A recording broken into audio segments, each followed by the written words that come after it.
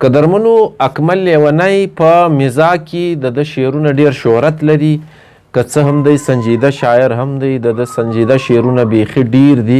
خو موږ داسې کوو چې د هغه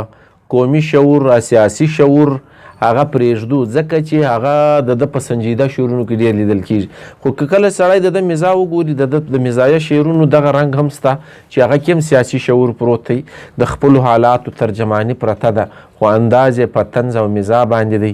کله بیخي ډېر طنز پکې کوي، کله صرف مزاح وي، خو دی چې دغه رنګ یې سړی وشني نو ډېر خوندور شاعر ثابتېږي. ما تاسو ته ویلي دي چې دی د سنجیده شاعر په توګه څو کتابونه چاپ لري، خو د مزاح چې د محفلونو له لارې به د خلک خندول، نو هلته به د داسې شعرونه جوړ کړي وو چې هغه خلکو ته به ویل هغه به ډېر خوند پکاوي، نو خلکو به دومره خوښول چې بار بار به تکرار کېدل، بار بار به غوښتنه ځینې کېده د به هغه شعرونه ویل. نو د دې دا مطلب سو چې په ټولنه کې، په خلکو کې، په ولس کې د هغه مزاحیه شاعري ډېره مشهوره سوې ده. د یو غزل ده، سرلیک خو نه لري، یو نظم دی چې د وزیر اعظم تر سرلیک لاندې شنلی دی، خو داسې دی چې هغه د سیاسي هغه د چې کومه زده کړه ده یا مشاهده ده یا لیده کاته دي، هغه یې پکې بیان کړي دي، داسې خوند یې په کړی دی. نو سرلیک یې وزیر اعظم دی، بس چې دا وزیر اعظمان ځي و راځي پر دې باندې ښه خوندور طنز کړی دی. نو تاسې یې واورئ، زه در سره شریکوم چې دی څه وایي. وایي نن یو وزیر اعظم وي، سبا بل وزیر اعظم، څو میاشتې چې تېرېږي وي بدل وزیر اعظم، یا څو ورځې چې تېرې وي بدل وزیر اعظم، یعنی یو وزیر اعظم بیا بل وزیر اعظم بیا بدلیږي په میاشتو میاشتو. نو دا د حالاتو مطابق سیاسي تجزیه ده. یو هغه وي چې قوم یې په ووټونو منتخب کړي، دا بعضې پکې راشي په توکل وزیر اعظم ښه. نو دا د ګورې سیاسي شعور څنګه پکې ښکاره دی. نه نور څه بندوبست ته، نه روټۍ کپړه مکان سته، پخوا به موږ له هر څه راکول وزیر اعظم، یعنی روټي کپړه مکان شعور چې دته سیاسي ورکول سوی وو، د هغه په رڼا کې د زړې زمانې د سیاست جایزه ده، او ښه په خوند یې پکې ویلي دي چې پخوا به دا نارې ویل کېدې او دا به موږ ته هر څه د راکول، اوس نسته. هر نوی قوم ته وایي خزانه کې څه شی نسته، هر نوی قوم ته وایي خزانه کې څه شی نسته، لوټلي دي هر څه ستاسو اول وزیر اعظم، یعنی تر ما له مخه چې کوم وزیر اعظم هغه لوټلی دي، زما په وار چې زه راغلی یم په خزانه کې یو شی هم نسته، نو زه به ستاسو مسلې څنګه حل کړم. نن ډېر لوی معزز وي، محترم وي، د کام خوښ وي، سبا پرې اواز وسوي چې غل دی غل وزیر اعظم، یا سبا پرې اواز وشي غل دی غل وزیر اعظم. نن ډېر لوی معزز وي، محترم وي، د کام خوښ وي، سبا پرې اواز وشي غل دی غل وزیر اعظم. مطلب مدا دی چې د شعرونو دغه اړخ دی، دا سیاسي پوخوالی، هغه پختګي چې ورته وایي، هغه د شعرونو چې کوم فکر دی، دا په اکمل لیوني کې داسې ښایسته پروت دی. او دلته زموږ د ټولنې سیاست، زموږ د ټولنې سیاسي اړخونه،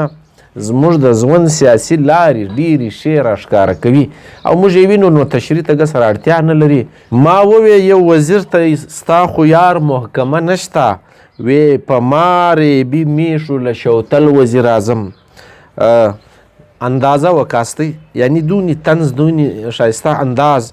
موږ څه کوي خو صرف د خپل ځان په غم کې ګرځي، موږ څه کوي خو صرف د خپل ځان په غم کې ګرځي. لوټه وزیر اعظم وي که بوتل وزیر اعظم، بس د ځان غم کوي زیاته که هر څه وي، موږ څه کوي، زموږ غم کله ورسره و. بیا څه وایي خره ټول هغه زاړه دي، صرف کتې پرې دي نه وي، صرف کتې دي پرې نه وي، خره ټول هغه زاړه دي، صرف کتې دي پرې نه وي. دا بیا چې کابینه کې واخیستل وزیر اعظم، یعنی په کابینه کې بیا هغه خلک رالو چې هغه زاړه ول، نو څه بدله نه سو، صرف بیا وزارتونه بدل سوي، څه فرق نه دی راغلی. بیا یو سیاسي طنز دی، یو غټ د راجه د خندا شنو، ما وی ولی وی خان صاحب ما ته کړي دي کنځل وزیر اعظم، ملګرو که هیڅ نه و بیا هم دومره څه خو وشو، دا خلک خو په یو بل وخوړل وزیر اعظم.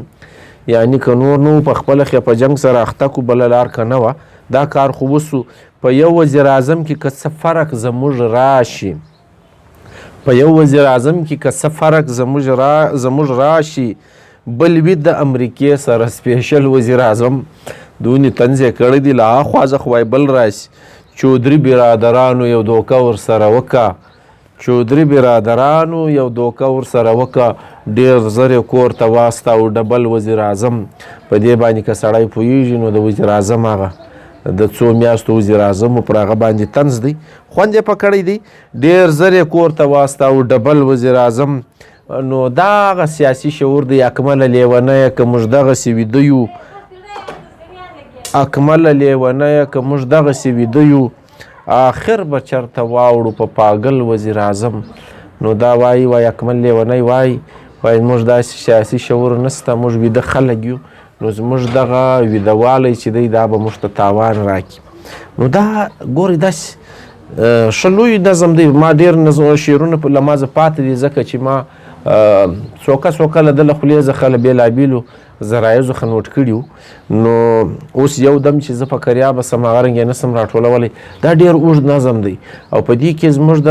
حالاتو هغه سیاسي ترجماني هغه د طنز د مزاح انداز اوس نو سړي ته دا اندازه ورکوي چې واقعي اکمل لیونی په مزاح باندې واقعي هم ښه شاعر دی نو زما زړه غواړي چې د اکمل لیوني د مزاح شعرونه